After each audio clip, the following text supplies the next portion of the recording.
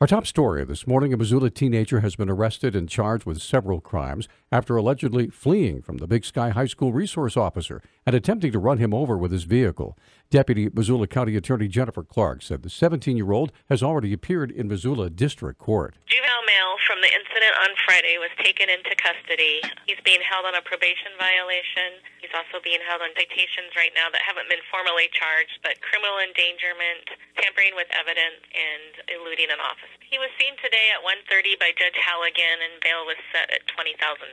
Clark said the teenager still has more court appearances scheduled for later today. Will reappear tomorrow before Judge Townsend, who is his judge in jurisdiction. He'll be seeing Judge Townsend tomorrow for a reappearance after his bail was set, and she will reassess if the bail is appropriate. Clark said all other aspects of the case are still under the State Department of Criminal Investigation. In a related story, the trust and rapport that the Big Sky High School resource officer has built with students was the impetus behind the 17-year-old suspect being apprehended after a chase on Friday.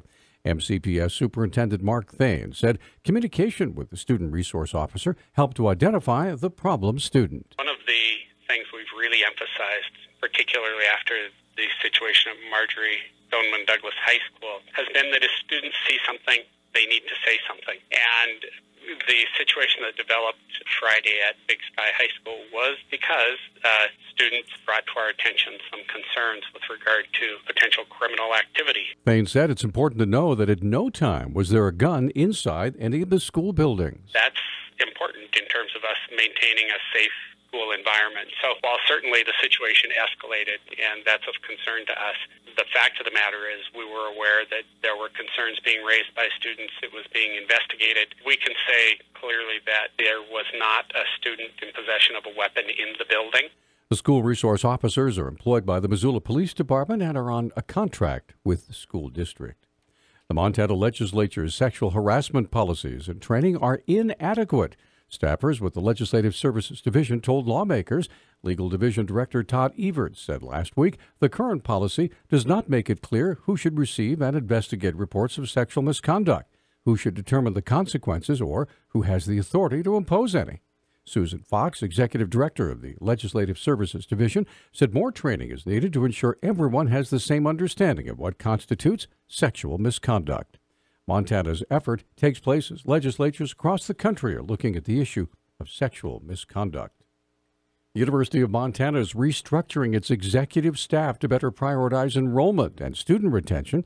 Communications Director Paula Short said the changes have been mandated by President Seth Bodnar. Creating a sector called Outreach, Communications, and Enrollment, and that will be led by a new vice president. And then in addition to that, there will be a restructuring of really different pieces of integrated communications, academic affairs, and enrollment and student affairs. Short said the efforts will center on students who are already enrolled to ensure their success. The easiest student to recruit is the student that is here at the University of Montana. And the truth is that there are students who attend the University of Montana, and for whatever reason, they do not persist to graduation. And so we are keenly interested in understanding the reasons and seeing if there are resources that we can provide to help students be as successful as they can be once they arrive here on the campus. Short said Dr. Thomas Crady, who was hired in 2016 as the Vice President for Enrollment and Student Affairs, was told this week his contract will not be renewed after it ends on June 30th. If you recall, when he was hired in 2016, he was given a $70,000 signing bonus. Missoula police were called on Saturday to what appears to have been a very public domestic dispute. Missoula Police Public Information Officer Travis Welsh has more. On Saturday, about 7:20 p.m., officers responded to a call of a disturbance in the 1900 block South 3rd Street West. When they arrived, they met with a female victim who reported that her live-in boyfriend had assaulted her before leaving the residence. He was later arrested when he returned.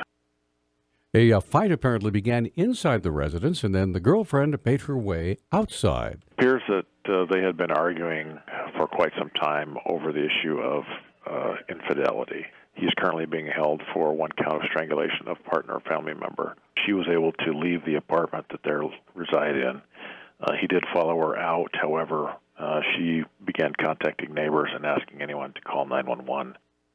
24-year-old Tony Frank was arrested on the strangulation charge. He already had a warrant out for his arrest for failure to appear in court on a prior charge.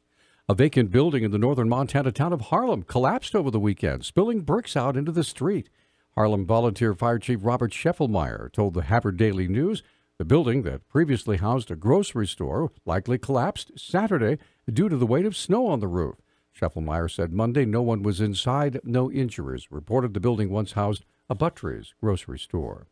Organizers say more than $4 million in art was sold at the 50th annual Russell auction in Great Falls. The Great Falls Tribune reports works by Western artist Charlie Russell accounted for over $2 million in sales, including an 1890s oil painting entitled Buffalo Hunt No. 7 that sold for $1.25 million. Steve Zabel, owner of Montana Trails Gallery in Bozeman, made the winning bid on behalf of a client. 7 other Russell paintings sold Saturday, along with 3 bronze sculptures and a set of 10 sculptures cast in sterling silver. The auction included 3 paintings of Sperry Chalet and Glacier Park, which burned during a fire last summer, leaving only the rock walls standing. Russell Museum Board Chairman Tom Petrie bought Charles Fritz's Early Snow at Sperry Chalet for $18,000. And a Park County 8th grader has repeated as Treasure State Spelling Bee champion. Aiden Veres of Gardner School correctly spelled Talmud on Saturday to win the Spelling Bee for the 2nd year in a row. He'll once again represent Montana in the Scripps National Spelling Bee coming up in May. Aiden said it, quote, feels really, really good, end quote, to win again. He didn't feel as much pressure because he'd been through last year's contest. The Billings Gazette reports 58 4th through 8th graders from across Montana participated in the competition at Rocky Mountain College in Billings. And our News Talk time is 6:12. Newstalk, KGVO. Missoula's official weather station. Patchy areas of freezing fog this morning, otherwise partly sunny skies. Daytime highs will top out right around the 50-degree mark. Tonight, overnight low temperatures will drop into the upper 20s. I'm meteorologist Brooke Foster for Missoula's KECI 13.